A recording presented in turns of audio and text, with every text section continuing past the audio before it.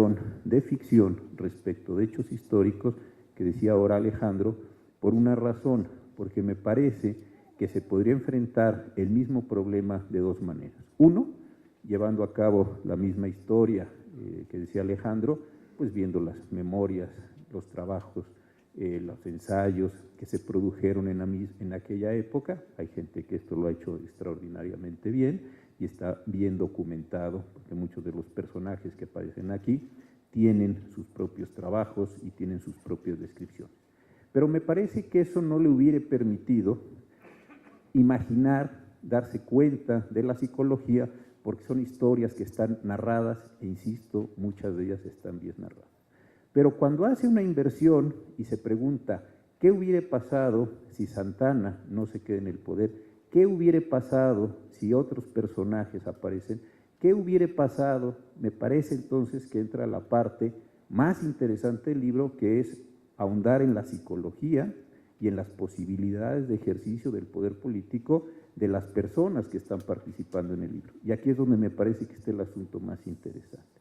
Si Valentín Gómez Farías, o Lucas Alamán, o Zavala, o Palmerston, porque andamos de repente en Inglaterra, dijeron o no dijeron esas cosas, creo que esto como historia pues puede parecerse o no puede parecerse, pero me parece que a cuento de la historia se hace una exploración de posibilidades psicológicas con un México que ni acababa de estar completamente, estábamos saliendo de la República Federal, estábamos entrando en el centralismo, teníamos una serie de problemas que ya decía Alejandro con la parte norte, el camino antiguo de tierra adentro y lo muy poco que podíamos subir a aquellas tierras para establecer nación, para establecer patria en ese mismo sentido, los distintos ataques que venían de varias posibilidades, la inglesa, la española, en fin, todo esto muy documentado, la falta de un proyecto político, y me parece que es ahí donde hace decir a los personajes,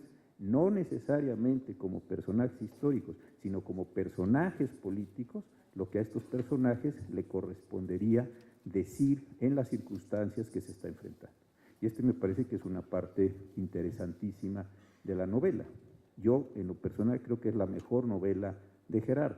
Y creo que es la mejor novela porque aquí muestra lo que es su interés verdadero, que es la política.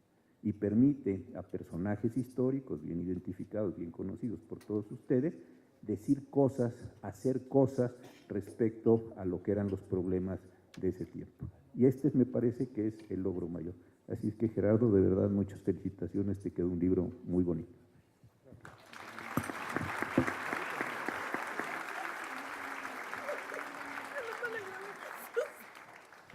Bueno, creo que le toca a la mujer de esta mesa, y la mujer de esta mesa empieza agradeciendo por doble partida.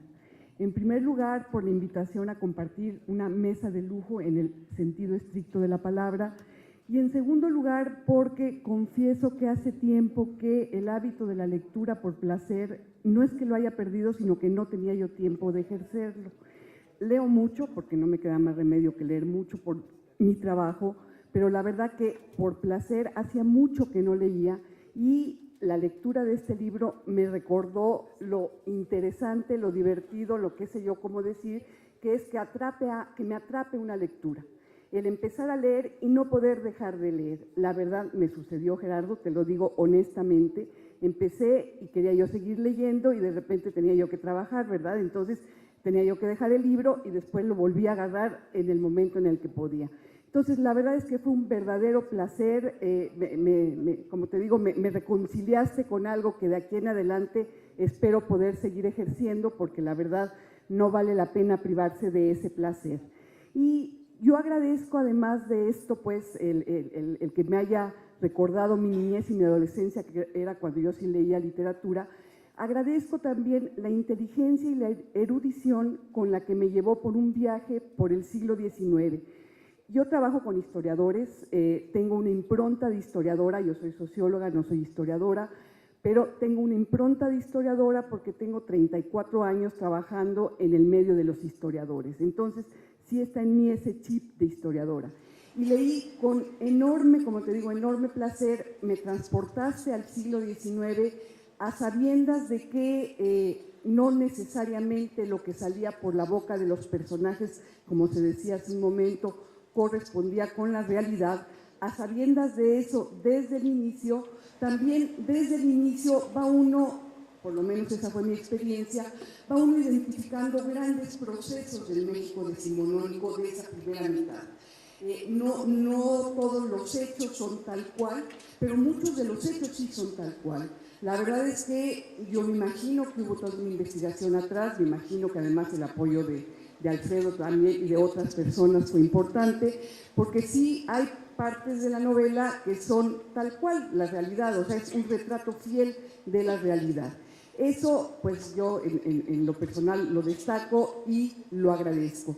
Además de ello, creo que hay disquisiciones, no sé si llamarlas filosóficas o disquisiciones que me imagino provienen del autor y que se trasladan a sus personajes y que creo que están cruzando e hilvanando el libro y que lo hacen, para mi gusto, de una gran riqueza y además hacen vigente muchas de las cosas que allí se están planteando.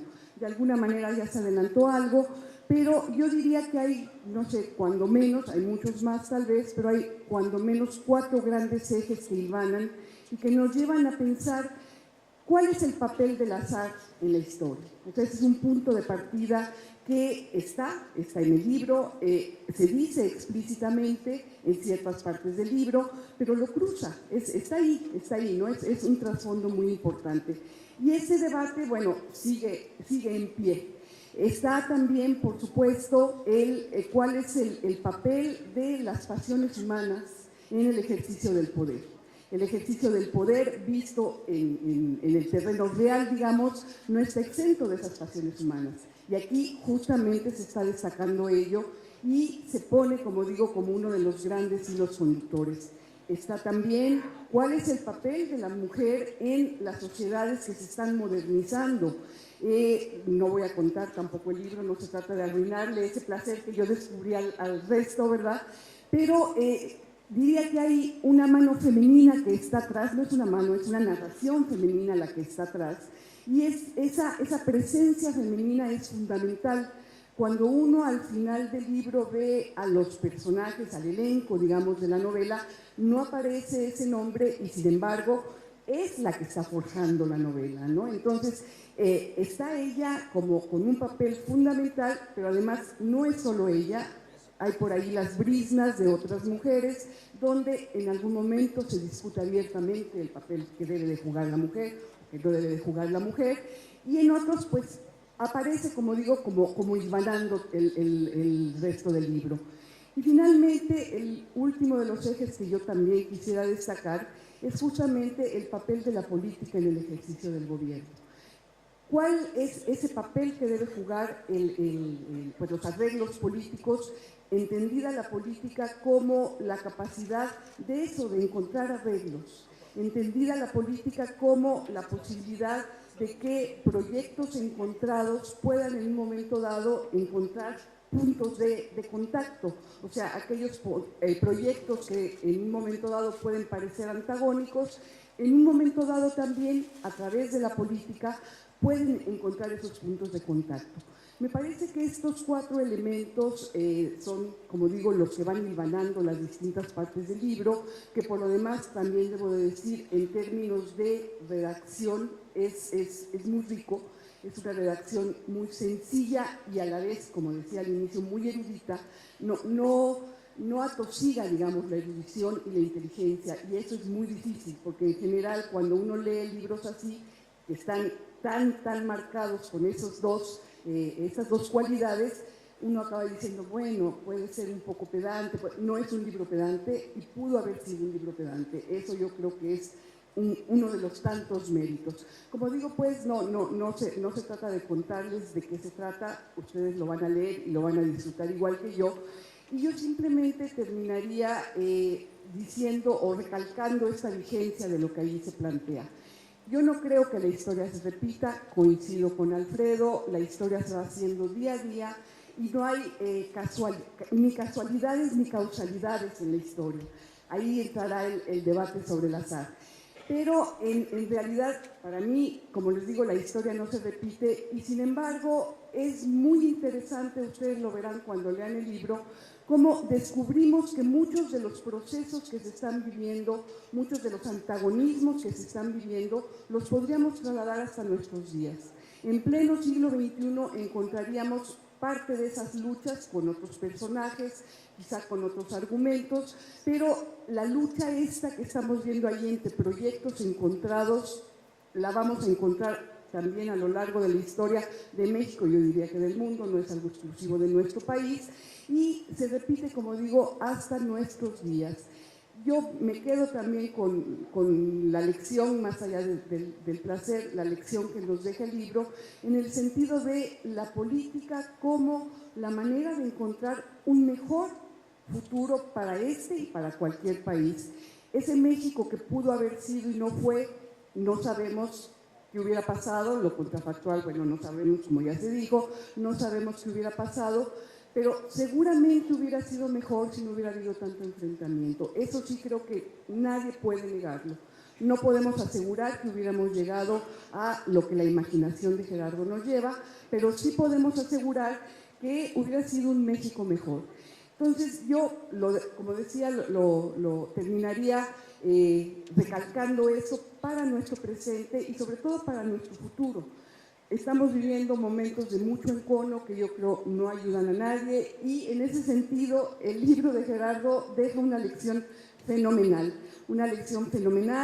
donde rescatamos todo esto, quizá de lo poco que ha cambiado de ese, no poco, ha cambiado muchas cosas, pero de lo que ha cambiado radicalmente es que estoy aquí hoy yo sentada, una mujer, como directora de una institución, y no estoy diciéndole al oído a Gerardo lo que quisiera estarle diciendo, como sucede en la novela.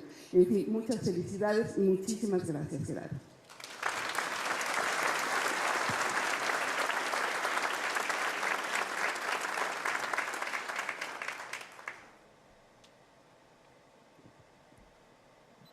Buenas tardes.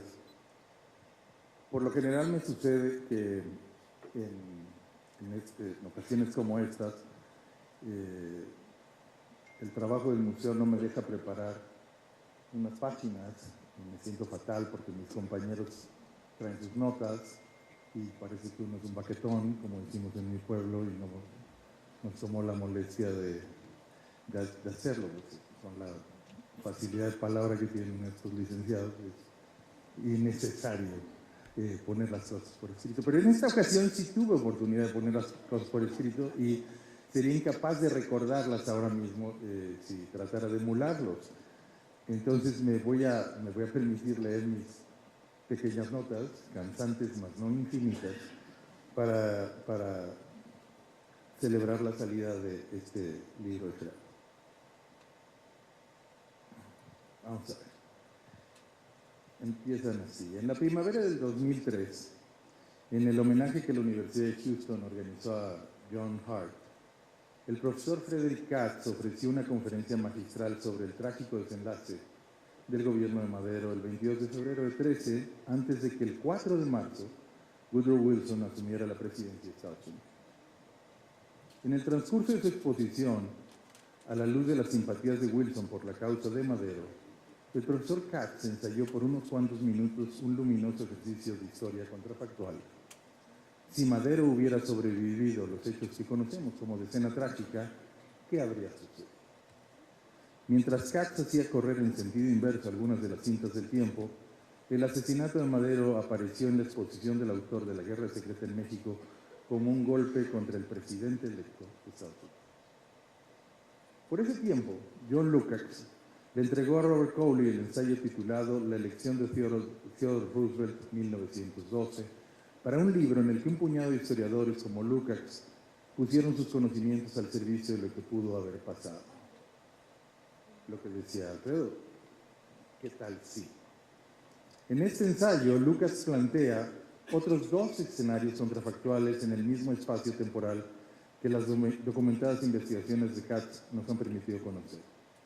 Si en agosto de 1912 la dirigencia del Partido Republicano hubiera aceptado la candidatura de Roosevelt y este último, y no Woodrow Wilson, hubiera sucedido a Taft en la presidencia de Estados Unidos en 13, ¿Qué habría sucedido?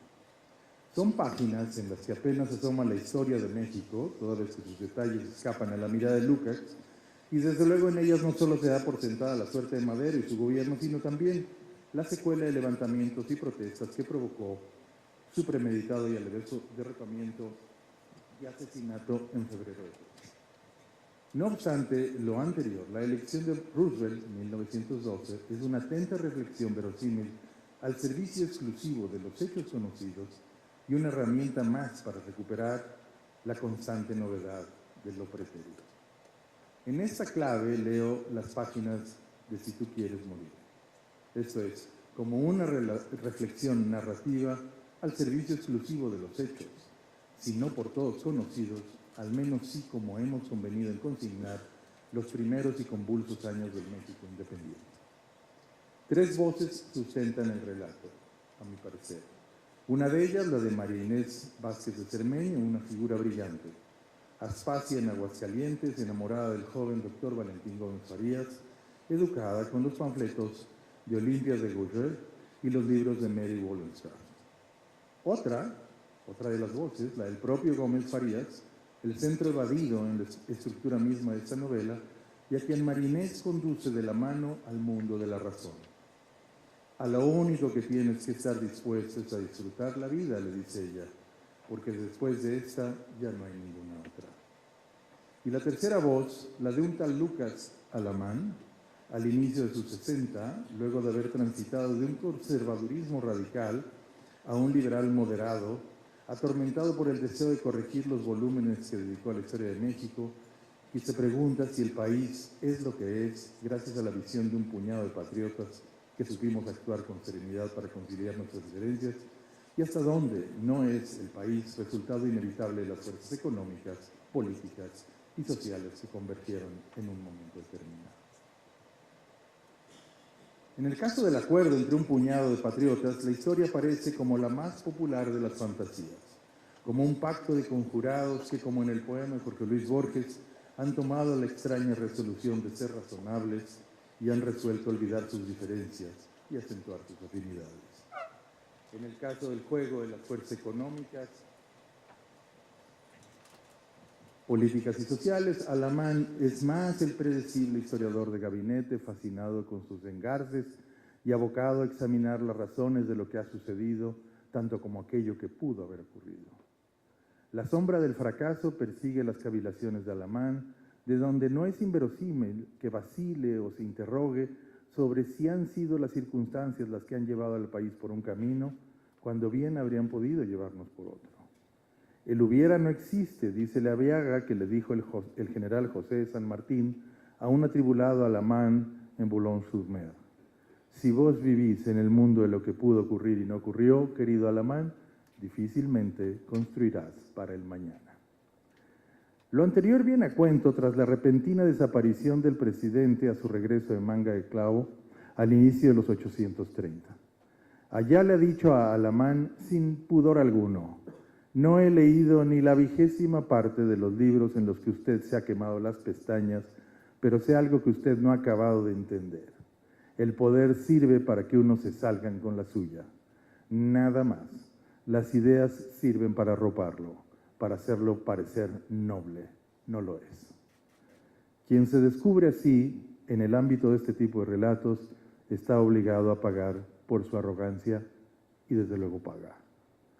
¿Cómo decir más sobre Si tú quieres moriré sin adelantar ni vender trama? Tal vez la clave esté en la novela misma, en un elemento que el propio Gerardo Leaviaga tuvo el cuidado de depositar en ella al presentar a un novel escritor mexicano, Manuel Paino, quien ha tenido la suerte de ver salir de la imprenta una novela fuera de serie en el sentido literal del término. Se llama La Guerra de Texas. Su tema es precisamente el hubiera, según explica uno de sus primeros lectores a mediados de los 850, una ucronía en la que Gómez Farías y Alamán son sus protagonistas, con nombres ficticios,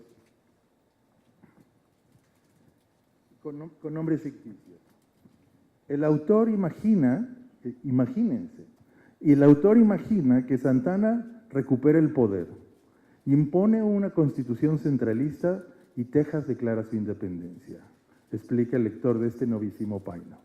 Y agrega, Santa Anna va al norte para tratar de impedirlo, pero Estados Unidos decide tomar partido por ella y nos declara la guerra, arrebatándonos no solo Texas, sino Nuevo México y las Californias. Nada, al parecer, más disparatado en el universo por el que se desplazan los personajes de Si tú quieres, moriré. Sigue la cita. Santa Anna vuelve a México, ahora subvencionado por Estados Unidos, como dictador. Los carcamales, que ya son Alamán y Gómez Farías en la ficción de Paino, desilusionados por una y otra cosa, en ese momento salen huyendo del país. A la sombra de Katz, del profesor Katz y Lukács, traté de sugerir hace unos minutos que la seriedad de la reflexión contrafactual ilumina los hechos conocidos y es una herramienta que ayuda a recordar que no hay materia más inestable que el pasado. Suele revestirse de humor y mucho mejor si es Bruno, del mismo que en ocasiones gastaban Vicente Leñero y sobre todo Jorge Ibargüengoitia. Imposible imaginar qué decisiones estilísticas habrían tomado ellos en una trama de esta naturaleza, aunque esto mismo podría ser parte de otra novela bajo el signo de la historia contrafactual. Y sin embargo, es otra la clave de si tú quieres morir. El libro está integrado por un conjunto impredecible de entrevistas imposibles, ninguna de las cuales se habría atrevido, creo yo, a ensayar el caricaturista Miguel Covarrubias, que tuvo una serie famosa de entrevistas imposibles. Son personajes palabreros los de Gerardo Laveaga, como corresponde muy bien al talante de la cultura política del siglo XIX, plantados en el aire consular de ese otro tiempo en el que se solía creer lo que no se debía y se negaba lo que era un hecho. De ahí que la referencia a Covarrubias en realidad le ajuste mucho menos que la del teatral Salvador Novo, el cortesano recluido en su teatro particular, en el que puso originalmente a dialogar a Eulalia Guzmán con Cuauhtémoc, o a Malinche con Carlota, o a Sor Juana con Pitamor. En este país tan lleno de antigüedades y de cómicos, decía Vicente Riva Palacio, verdad es que arqueólogos y dramaturgos hacen mucha falta. Pero no es el mismo país el de Riva Palacio y el de Si tú quieres morir, donde si bien las turbulencias son la normalidad en la historia, no conduce a la tragedia, como decía Aristóteles, el que se tenga otro carácter al de las masas corales, y Alamán, por fin, puede proponerse no pelear otras guerras, abandonar la fe católica, aniquilar las inspiraciones políticas de la Iglesia y poner al día su historia de México. Muchas felicidades, Gerardo.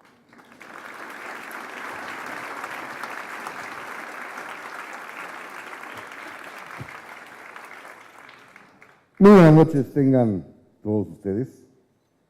Por una razón, primero, totalmente alfabética, me corresponde cerrar la presentación por la letra B de mi apellido. Pero hay otra razón más, y Gerardo la conocí, la voy a compartir con ustedes. De los amigos que estamos aquí, soy el que tiene más tiempo, soy el veterano de amistad con Gerardo. Eso me da un cierto privilegio que voy a utilizar en esta ocasión. Miren, este es un gran libro. No es un libro de historia. Ya platiqué con Gerardo hace unos días, le decía yo que, no sé por qué, agrega al final un apéndice con un dramatis personae explicándole al lector los personajes históricos que aparecen en su realidad histórica. Yo no lo hubiera puesto, o los hubiera inventado mejor Gerardo, la biografía. Pues ya estaba centrado en el tema de la ficción, pues hubieras seguido de una vez y podías inventar cualquier cosa ahí. Y ha sido maravilloso. Porque es una novela. Pero una novela, como ya aquí se dijo, que se lee de un tirón, atrapa totalmente. Y déjenme decirles que seguramente ya les pasó. Sé que es difícil confesar lo que yo voy a decir en público, pero cuando la lean, o los que ya la leyeron, van seguramente a transitar por varias sensaciones y preguntas muy íntimas, como por ejemplo, ¿qué hubiera pasado si el padre Hidalgo entra y toma la Ciudad de México en 1810? Hay una respuesta, ¿eh? El propio Alamán, en esta obra que quería corregir según Gerardo, dice que su tropa decía que su fin de estar en la guerra era poder llevar al señor cura al trono. Entonces a lo mejor tendríamos un país que surgió de un movimiento teocrático sacerdotal monárquico. No lo sabemos. Es que hubiera pasado, sí. Hay otra más que tiene otra respuesta. ¿Qué hubiera pasado si en el campo de batalla de Padierna, en 1847, el 19 y 20 de agosto, el general Valencia, puesto de acuerdo con Antonio López de Santana, hubiesen, como era absolutamente factible, derrotado al ejército invasor, tal como lo había profetizado desde Inglaterra Lord Wellington?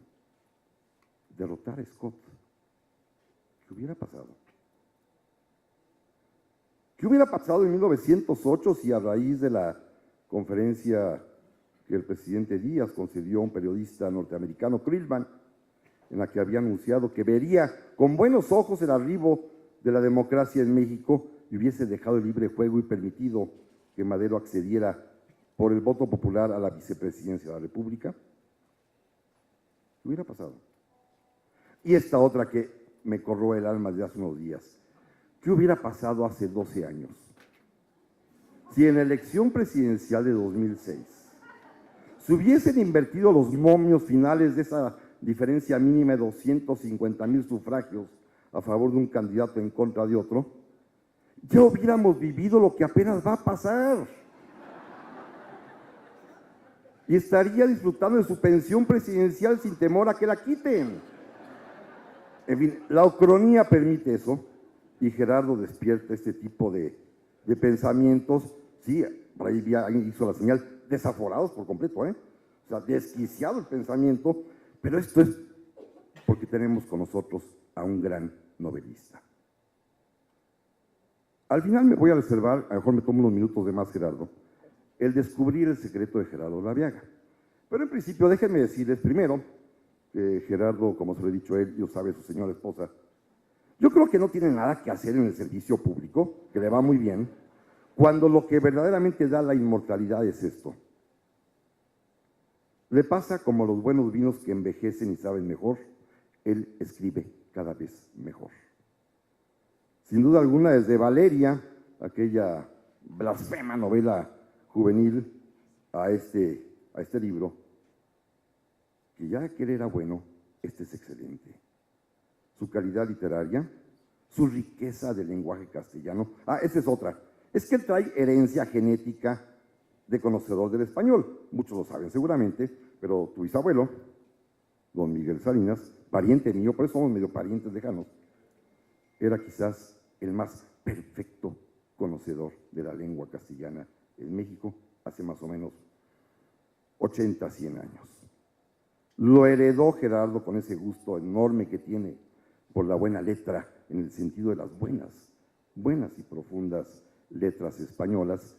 Teníamos una tía común, doña Neti, que me decía, yo soy mayor que él, por supuesto, cuando la visitaba, que tenía un sobrinito que amaba escribir, y este era Gerardo, por supuesto. Nota este libro, no solamente esa maestría para poder plasmar en un texto estas bellas letras, sino un profundo conocimiento de la historia de México necesario para tergiversarla. Es decir, para poderla cambiar, para poder armar y desarmar un reloj, hay que ver cómo funciona. Y Gerardo penetró, la disecciona, la separa y luego la revuelve. Claro, es una confusión maravillosa, y sí, él me platicaba que algún tipo de lego dirá, oiga, ¿esto es de a de veras o no es de a de veras? Pues no, pues aquí afuera dice novela, lo que pasa es que la gente no de que está de letra chiquita, y pues novela piensa que será novela, ¿no? Gerardo tiene además un conocimiento muy profundo de la historia, como ya se dijo aquí, de Estados Unidos, de Inglaterra. Y en este libro aparecen dos personajes, uno norteamericano y el otro británico, que son, que yo lo sé de hace mucho tiempo, de su especial predilección y estudio. Es un admirador de Lord Palmerston, lo sé desde hace muchos años, y es un admirador de William Seward, lo sé desde hace muchos años. Y entonces no me extrañó verlos aquí, en colusión con un alemán que a mí me pareció, Lucas Alemán, magnífico, para mí es el personaje del libro, Y esto permite que Gerardo, con este conocimiento vasto, con esta cultura enorme que tiene histórica, nacional y de otros países, hacer un ensamble de un rompecabezas que podía armarse de distintas maneras, y él le confiere una visión tal que nos presenta un México que pudo ser. Quizás no es atinada, pero no importa.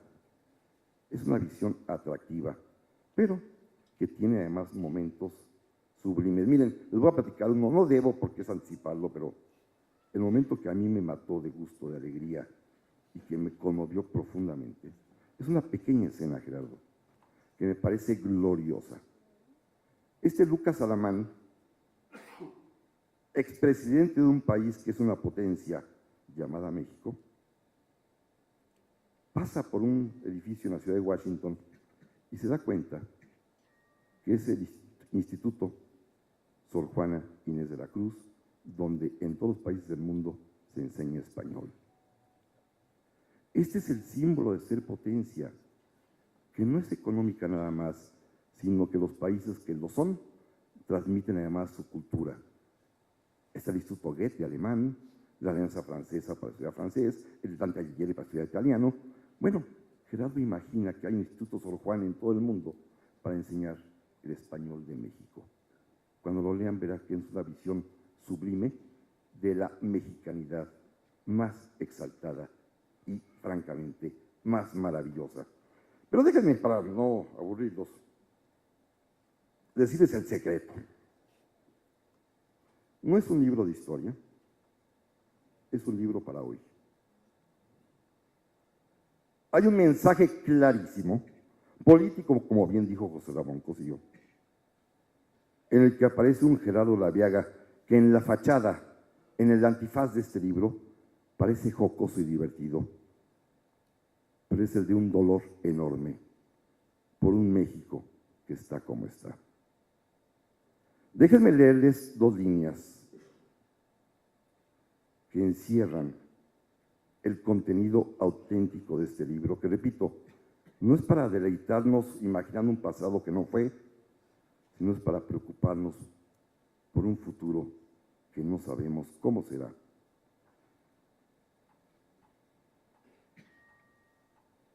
Veo un México dividido, donde cada grupo pretende apoderarse del gobierno como un instrumento para alcanzar un botín. ¿Les suena? Esto es 1850 y algo, ¿eh? Llega uno al poder y lo arrebata. Llega el otro y hace lo propio. Lo que ha hundido a México es su falta de organización, su carencia de instituciones fuertes, la falta de visión a largo plazo ha sido letal. La ambición de bandos y camarillas que se disputan las riquezas, así como la soberbia de sus dirigentes, propicia el caos. Es una novela, ¿eh? La incapacidad de todos ellos para transar, su inmadurez política, el afán de que el que gane se lleve todo. ¿Esto es México? Una sola línea más. Se le exige a quien en ese momento lo es, que actúe como presidente de México y no como el jefe de una cuadrilla. Es un libro para pensar hoy. Gracias por su atención.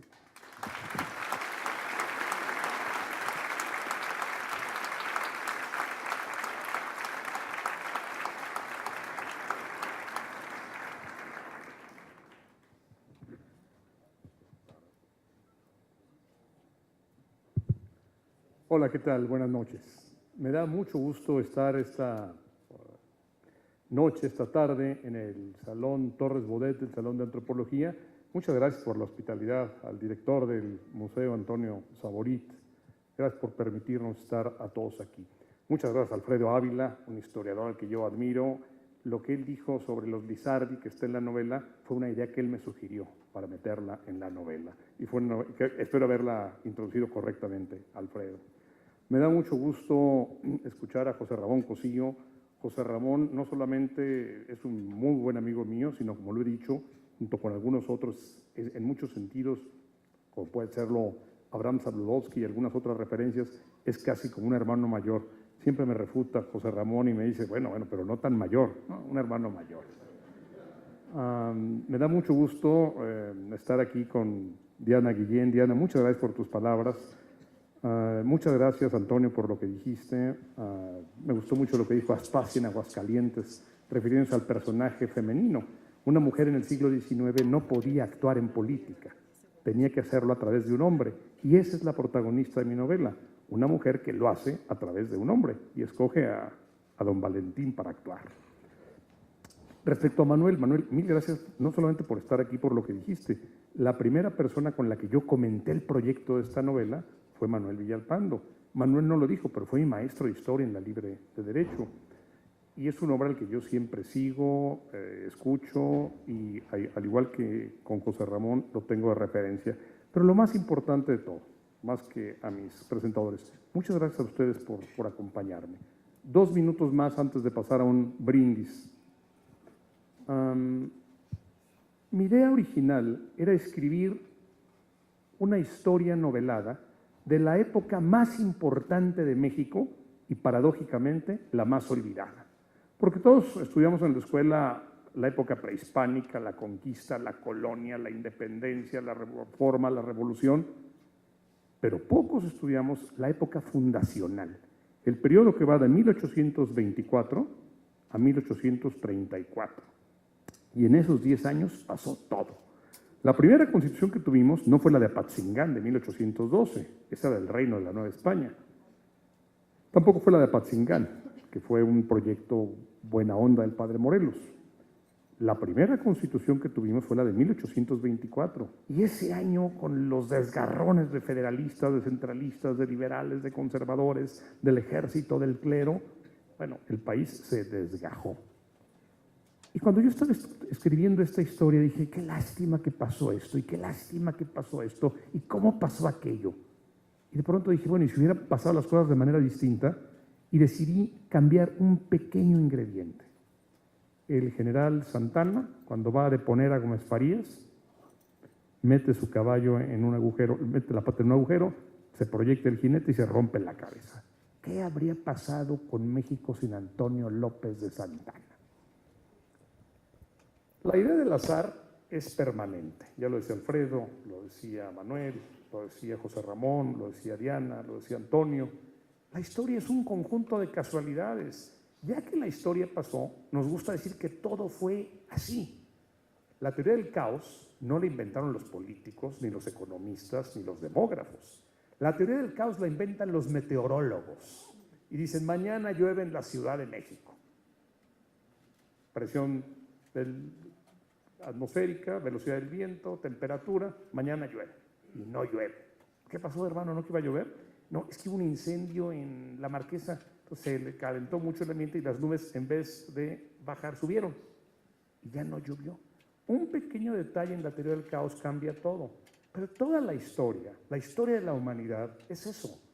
Un conjunto de cambios, de accidentes y de casualidades. Preguntaban algunos de mis presentadores, ¿qué habría pasado en épocas distintas? Yo me pregunto, ¿qué habría pasado en épocas modernas?